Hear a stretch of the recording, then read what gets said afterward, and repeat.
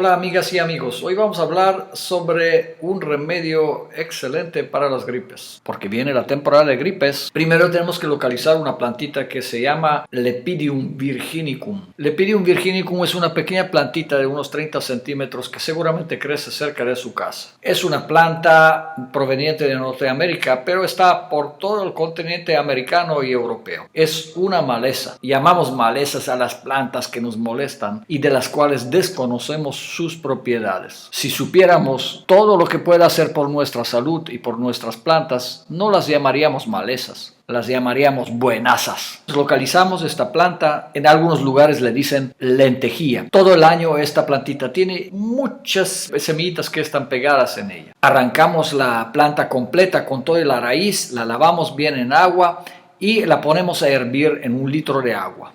Le podemos añadir un puñito de flores de un arbolito que se llama pata de vaca. El nombre científico es Bauhinia divaricata. Es un árbol que cada año hace unas flores blancas o rosadas preciosas, se llena de flores, incluso en la época cuando el árbol todavía no tiene ni siquiera una hojita.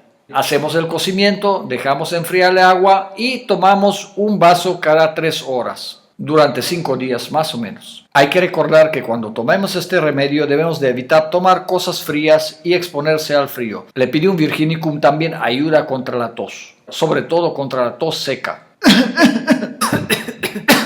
Esta tos. Y si pensamos que solamente curamos la gripe y la tos, hay que saber que Lepidium virginicum también ayuda a depuración de hígado y de los riñones. ¿No que era una maleza?